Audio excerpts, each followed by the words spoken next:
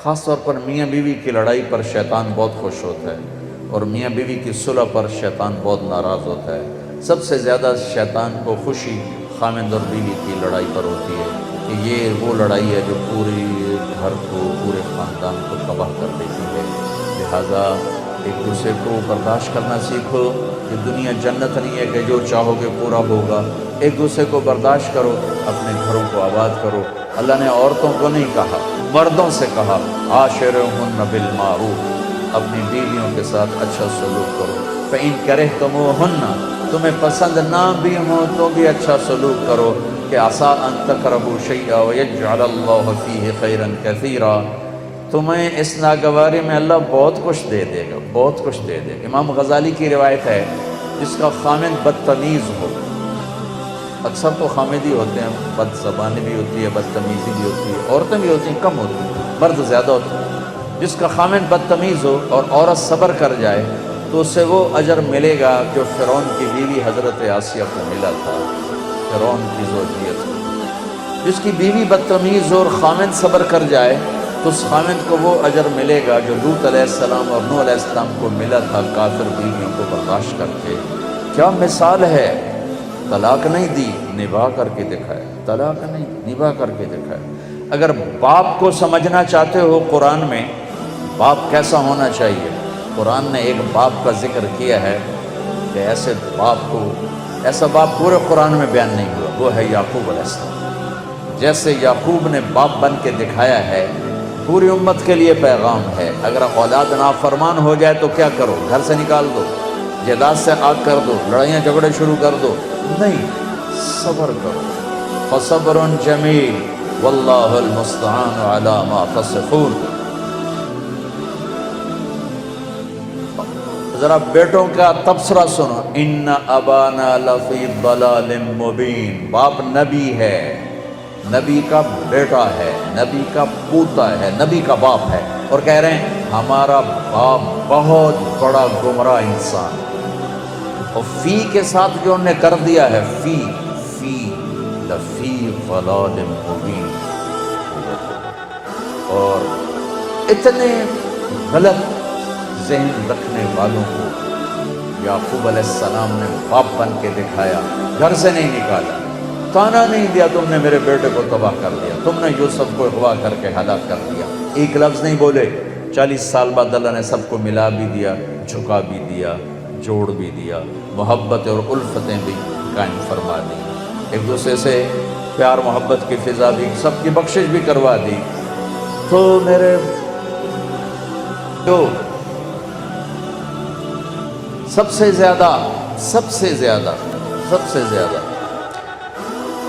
रिश्तों को निभाना मुश्किल काम होता है। तो जिसकी बीवी बदतमीज़ हो और वो खामिद सब्र करे तो लूत और नूह अलैहिस्सलाम वाला सब्र मिले। औलाद नाफरमान हो जाए, ये मैं इजाफा कर रहा हूँ, औलाद नाफरमान हो जाए और बाप सब्र कर जाए और हुस्न सलूक को बाकी रखे तो उम्मीद है अल्लाह याकूब अलैहिस्सलाम वाला अजर अता फरमाएंगे, अजर अजीम अता फरमाएंगे। एक बहुत बड़े बुजुर्ग हैं, उनकी बीवी बड़ी बदतमीज़, उनका एक मुरीद उनको मिलने आए, वो गए हुए थे जंगल, उसने दरवाजे पर दस्तक दी कि मेरे पीर हैं।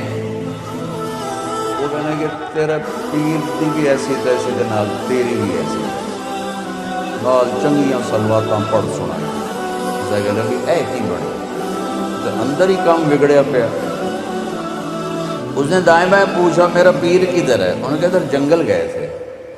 वो जंगल को चल पड़ा, आगे देखा तो वो लकड़ियां काट के शेर पर लाद के आ रहे थे, शेर पर। तो वो हैरान होकर कहने लगा पीर साईं बेगम तक काबू आई नहीं थी, शेर के में काबू आ गया। वो कहने लगे मेरा पुत्र ओदियां सह सह के अल्लाह ने शेर मेरे काबू कर देते, ओदियां सह सह के रब है शेर मेरे काबू कर देते। देखो भाई ये जन्नत नहीं है, ये लड़ाई झगड़े की जगह है। सुलह ही सुलह। बड़ों का काम आमतौर पर ससुराली मुआशरा तबाही फेरता है, सुलह का किरदार अदा नहीं करता, आग भड़काता है। तुम्हें सबसे पाक घर की मिसाल देता हूँ, सबसे पाक سب سے پاک جوڑا نبیوں کے بعد علی و فاطمہ۔ ہمارے نبی گھر میں آئے بیٹی کے تو اب تھوڑا غمگین بیٹھے، آپ نے کہا کیا ہوا؟ کہا میرا اور علی کا جھگڑا ہو گیا۔ کہا علی کدھر ہے؟ کہیں باہر نکل گئے۔ تو آپ نے خود علی کی تلاش میں نکل پڑے، یہ نہیں کہا میں بیٹی کا باپ ہوں، میں کیسے جاؤں داماد کے پاس؟ آپ خود چل پڑے تلاش کرنے۔ دیکھا تو حضرت علی مسجد میں لیٹے ہوئے تھے، تو چادر اتر کرتا ذرا اوپر چڑھ گیا تھا تو کمر پر مٹی کے لگی ہوئی تھی، تو آپ آ کر بیٹھ گئے اور یوں اٹھائے، قم یا ابا تراب، بڑے پیار سے کہا ابو تراب اٹھو۔ ابو تراب کا مطلب تھا مجھے پتہ چل چکا ہے تمہارا دونوں کا جھگڑا، لیکن تو مجھے ویسا ہی پیارا ہے جیسے پہلے پیارا تھا، یہ پیغام ہے ابو تراب۔ اب لائے گھر آئے اور یوں لیٹ گئے زمین پر ایسے لیٹ، ادھر حضرت علی کو لٹایا، ادھر حضرت فاطمہ کو لٹایا، حضرت علی کا ہاتھ پکڑا اور یہاں رکھا، یہاں حضرت فاطمہ کا ہاتھ پکڑا اور یہاں رکھا، ٹھیک ہو دیکھ رہے ہو؟ پھر اپنا ہاتھ فاطمہ کے ہاتھ پر رکھا، یہ علی کا ہاتھ پیٹ پر، یہ زہرا کا ہاتھ علی کے ہاتھ پر، اور یہ نبی کا ہاتھ بیٹی کے ہاتھ پر، ٹھیک ہو گیا؟ سمجھ میں آ گئی صورت؟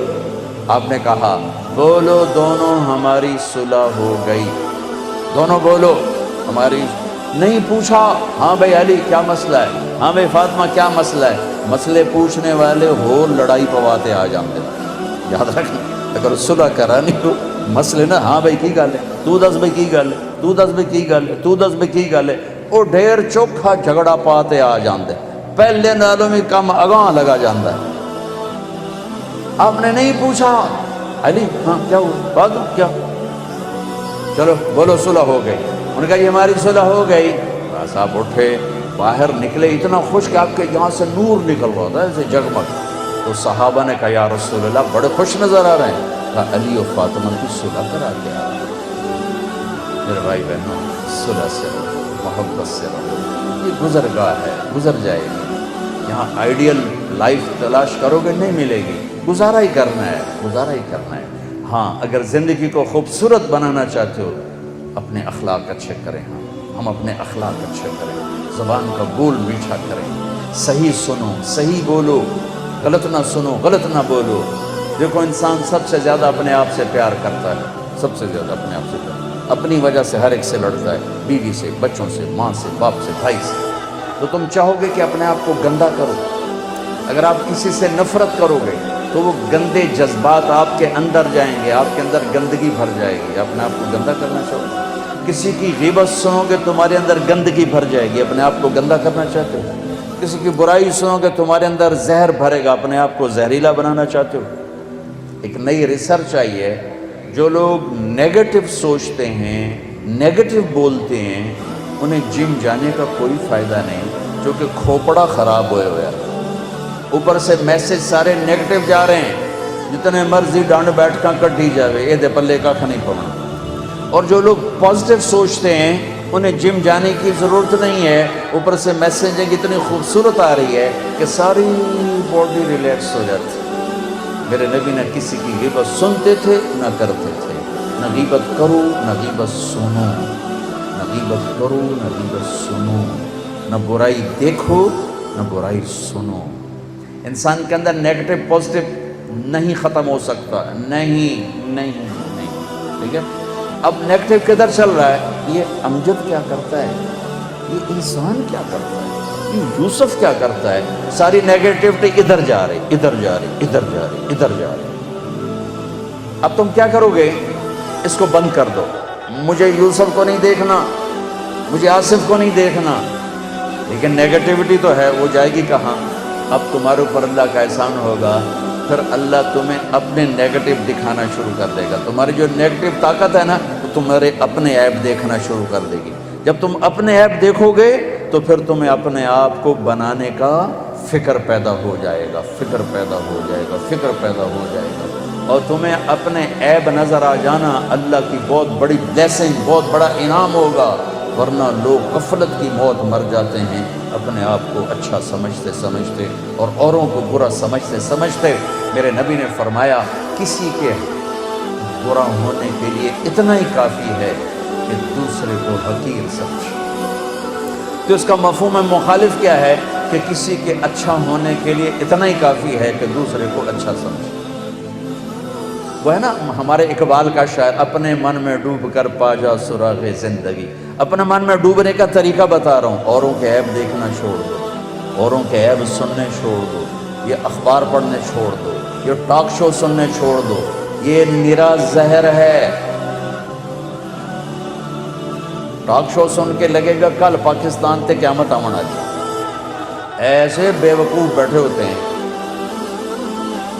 یہ سب پیسے کا چکر ہوتا ہے، اپنی ریٹنگ بڑھانے کے چکر میں یہ میڈیا پتہ نہیں کیا ظلم و ستم کھا رہا ہے۔ اگر آپ اپنے من میں ڈوبنا چاہتے ہو، طریقہ بتا رہا ہوں، اپنے من میں ڈوب کر پا جا سراغ زندگی، ہے نا، تو اگر میرا نہیں نہ منتا نہ من اپنا تو بن۔ اپنے من میں ڈوبنے کا راستہ آنکھیں بند کر لو، کس سے؟ اوروں کے عیب دیکھنے سے، اوروں کی کمیاں دیکھنے سے۔ تو پھر کیا ہوگا؟ اپنا من سامنے آنا شروع ہو جائے گا۔ کان بند کر لو، میں نے نہیں کسی کی برائی سننی، تو آپ کو اپنی برائیاں سنائی دینے لگ جائیں گی۔ میں نے نہیں کسی کی برائی کرنی، تو آپ کے سامنے اپنی برائیاں آنا شروع ہو جائیں گی۔ چونکہ نیگیٹو طاقت بند نہیں ہو سکتی، وہ چلے گی، لیکن پھر چلے گی کہاں؟ آپ کے لیے چلے گی، آپ کے عیب دکھائے گی، آپ کی برائی دکھائے گی، آپ کی کمی دکھائے گی۔ آپ کو فکر پیدا ہو جائے گا کہ میں اسے کیسے ٹھیک کروں، تو آپ کی پازیٹیو طاقت پر خرچ ہونا شروع ہو جائے گی کہ میں نے اپنے آپ کو کیسے بنانا ہے۔ اگر آپ نے آنکھیں ادھر ہی فوکس رکھی تو اپنے آپ کو کبھی یاد نہ کر سکو گے، اپنے من میں کبھی ڈوب نہ سکو گے، ہمیشہ اوروں کے عیب دیکھتے دیکھتے مر جاؤ گے، اوروں کی پگڑیاں اچھالتے اچھالتے مر جاؤ گے، اور اللہ کی بارگاہ میں ذلت کے ساتھ اٹھنا پڑے گا۔ کسی کے برا ہونے کے لیے یہ نہیں کہ شرابی ہو، زانی ہو، سود خور ہو۔ میرے نبی نے کہا کسی کے برا ہونے کے لیے اتنا ہی کافی ہے کہ اوروں کو برا کہتا ہو، اوروں کو حقیر جانتا ہو، اوروں کو حقیر جانتا ہو۔ تو اس کا مفہوم مخالف کیا ہے کہ کسی کے اچھا ہونے کے لیے اتنا ہی کافی ہے کہ سب کو